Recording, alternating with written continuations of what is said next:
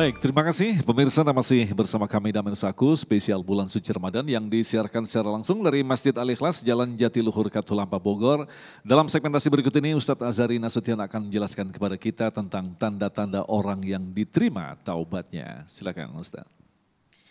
Bismillahirrahmanirrahim. Assalamualaikum warahmatullahi wabarakatuh. Alhamdulillahi Rabbil Alamin.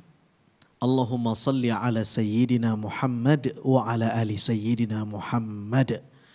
Allahumma innaka afuun tuhibbul afwa fa'fu anna ya karim. Salah satu doa yang paling ikonik sepanjang ritual Ramadan, doa yang baru kita ucap tadi. Betul?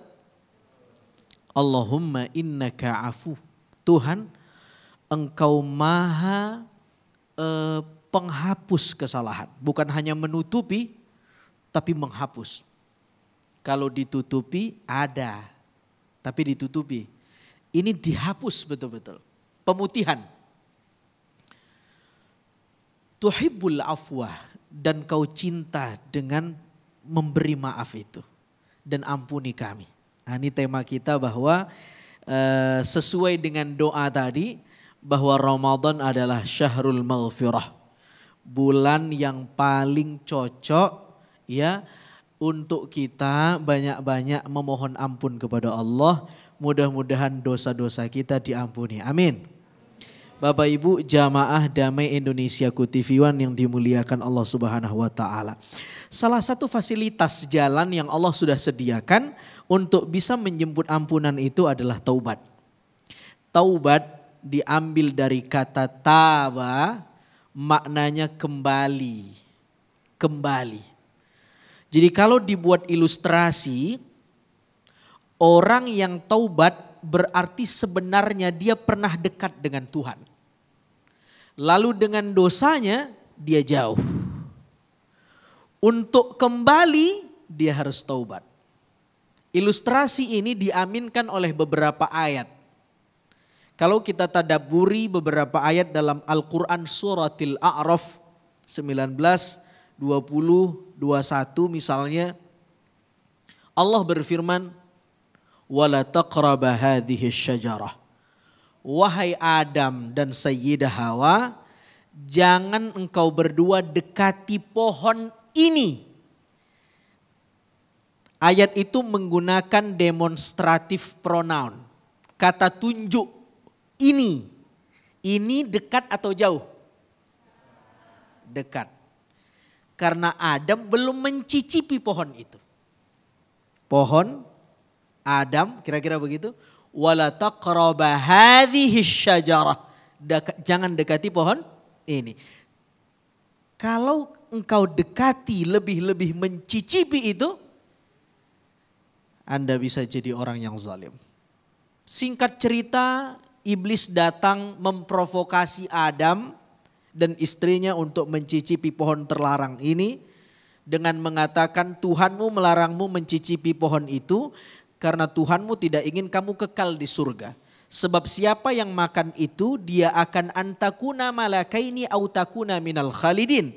Dia akan jadi malaikat minimal kekal di surga. Karena provokasi ini kemudian Nabi Adam terbujuk. Tergoda untuk mencicipi pohon terlarang ini. Didekati pohon itu, dicicipi. Nah, ini yang kemudian yang membuat Adam jauh dari Allah Subhanahu wa taala. Ayat itu berlanjut dan mengatakan alam anhakuma. Bukankah kami sudah melarang kamu? Antil kumasyajarah. Perhatikan diksinya. Di ayat yang pertama, Al-Quran menggunakan isim isyarah lil qarib. Demonstratif pronoun yang menunjukkan makna dekat ini. Tapi di ayat kedua setelah Adam mencicipi pohon itu, yang digunakan oleh Al-Quran isim isyarahnya kata tunjuknya bukan lil qarib tapi lil ba'id. Bukankah kami wahai Adam dan Hawa sudah melarang kalian berdua untuk mendekati pohon itu. Jauh atau dekat sekarang? Apa kesimpulannya? Dosa itu membawa kita jauh dari Allah. Untuk kembali namanya taubat, diambil dari kata taba yang maknanya kembali. Masya Allah. Uniknya bukan hanya Adam yang kembali, bukan hanya kita yang kembali kalau kita taubat, tapi Allah juga bertaubat. Allah juga kembali. Tapi konteksnya berbeda. Allah punya asma, salah satu asmanya At-Tawwab. Fatalaqqa Adamu min Rabbih kalimatin fataba alaih. Allah mengilhami kata-kata kalimah thayyibah kepada Adam untuk diucapkan. Yang kita kenal doanya Rabbana zalamna anfusana dan seterusnya. Itu yang mengilhami doa itu Allah. Bayangkan. Allah yang berhasrat agar hambanya taubat. Itu digambarkan dalam hadis, ada orang, Allah menggambarkan bagaimana Allah begitu gembiranya dengan orang yang taubat, seperti ada orang yang kehilangan armada termahalnya, kira-kira mobil hari ini. Mobil itu bukan hanya mobil yang mahal, tapi di dalamnya ada emas berlian yang mahal. Hilang. Hilang, begitu dia cari, lapor sana, lapor sini, lapor ke polisi, tidak dapat juga, putus asa. Sudahlah, saya istirahat saja. Begitu istirahat mobil itu datang. Senang gak kira-kira? Sudah dicari kemana-mana tidak ketemu. Tiba-tiba tidak dicari dia datang. Saking senangnya orang ini dia katakan, ya Allah anta abdi wa ana rabbuk. Saya Tuhanmu, kamu hambaku. Kepleset bu. Pak kepleset nih orang saking senangnya mobilnya kembali. Ontaknya kembali, armadanya kembali. Dia kepleset lidah sebekul lisan. Saya Tuhanmu, engkau hambaku ya Allah, makasih banget. Dia saking senangnya kepleset. Lalu hadis itu mengatakan hamba itu senang sampai kepleset lidah. Allah lebih senang menerima taubatnya dibanding kegembiraan hamba itu. Kita kembali ke Allah dengan berjalan, Allah kembali dengan berlari. Tentu ini tidak difahami dengan tekstual, ya, metafor maksudnya. Bahwa Allah lebih cinta dengan hambanya yang bertaubat dibanding hasrat hamba itu sendiri. Karena itu Allah punya nama At-Tawwab. Apa makna At-Tawwab? Allah yang berkali-kali, dia menggunakan sighat mubalaghah, menunjukkan makna sangat, fa'alun tawwabun. Maknanya bukan hanya menerima taubat, tapi berkali-kali menerima taubat. Kenapa berkali-kali? Karena yang taubat juga berkali-kali berbuat dosa. Maka Allah juga berkali-kali menerima hambanya kembali. Fataba alaihi. Bukan hanya Adam yang mengatakan Rabbana zalamna anfusana. Tapi fataba alaihi. Allah juga kembali kepada Adam.